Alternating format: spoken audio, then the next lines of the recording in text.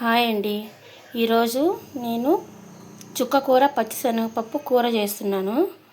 దీనికి కావాల్సినవి ముందుగా ఒక ఉల్లిగడ్డ, 2 పచ్చిమిర్చి, కొంచెం పచ్చిశనగపప్పు, ఒక 20 మినిట్స్ నానబెట్టిన పచ్చిశనగపప్పు, కొంచెం కరివేపాకు, చుక్కకూర. ఇవి 4 కట్టలు చుక్కకూర అండి. మనం దీంతో కర్రీ ఎలా చేయాలో చూడండి. ఫస్ట్ ప్యాన్ పెట్టుకుని దాంట్లో ఆయిల్ వేసుకోవాలి.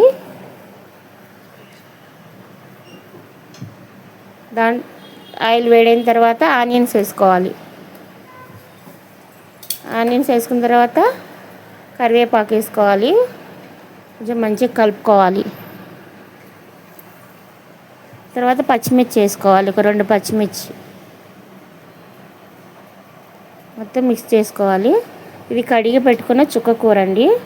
ఒక 4 కట్టలు చుక్కకూర. అది కూడా మంచిగా కట్ చేసుకుని నీట్గా కట్ చేసుకున్న దాన్ని మనం ప్యాన్లో వేసుకుందాం. అది కూడా మంచిగా కలుపుకోవాలి. కలుపుకొని కొద్దిసేపు దాన్ని మూత పెట్టుకుందాం. దాంట్లో నుంచి వాటర్ వస్తాయండి. ఆ వాటర్ ఇంకిపోయిన దాకా మనం దాన్ని ఫ్రై చేసుకోవాలి. ఇప్పుడు కొంచెం ఉడికింది కదా, దీంట్లో పచ్చిశనగపప్పు, నానబెట్టిన పచ్చిశనగపప్పు ఒక 20 మినిట్స్ నానబెట్టుకుంటే సరిపోయింది. మరీ ఎక్కువసేపు నానబెట్టిన అవసరం లేదు. హాఫ్ నానబెడితే హాఫ్ ఏమో కర్రీలో ఉడికిద్ది. కొంచెం పసుపు వేసుకోవాలి, కొంచెం సాల్ట్, మంచిగా మిక్స్ చేసుకోవాలి. మంచిగా మిక్స్ చేసుకుని మనం దాని మీద మూత పెట్టుకుందాం. ఉడికింది కదండి. ఇప్పుడు కారం వేసుకుందాం. ఒక నేను 2.5 స్పూన్స్ కారం వేసినాను. ఈ పుల్లగా వండిద్ది కదా, కొంచెం కారం ఎక్కువనే పట్టిద్ది. అది మంచిగా మిక్స్ చేసుకుని పక్కన పెట్టుకుందాం దాన్ని. ఇప్పుడు గిన్నె పెట్టుకుని దీనికి పోపు వేయాలండి. దీనికి ఆయిల్ వేసుకుందాము. గిన్నె పెట్టుకుని ఆయిల్ వేసుకుని ఎండుమిర్చి వేసుకుందాం, ఆవాలు వేసుకుందాం, తర్వాత జీలకర్ర వేసుకుందాం.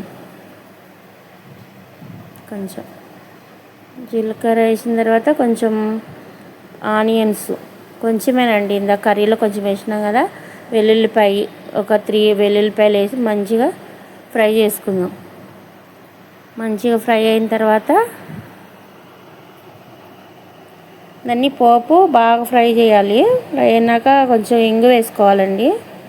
ఇంగు వేసుకుని దాంట్లో పోపు దాంట్లో వేసేసుకుందాం. మన కర్రీలో మంచిగా ఇది ఆయిల్ పైకి వచ్చిన దాకా కర్రీ మంచిగా కలుపుకోవాలి. వాటర్ ఏం లేకుండా మనం ఈ కర్రీ ఆయిల్ అంతా పైకి రావాలి. అట్లా ఉడికించుకోవాలి. చాలా బాగుండిద్దండి కర్రీ. పుల్ల పుల్లగా చాలా కమ్మగా ఉండిద్ది. మీరు కూడా ఒకసారి ట్రై చేయండి. మీకు కానీ ఈ వీడియో నచ్చినట్టయితే లైక్ చేయండి, షేర్ చేయండి, సబ్స్క్రైబ్ చేసుకోండి.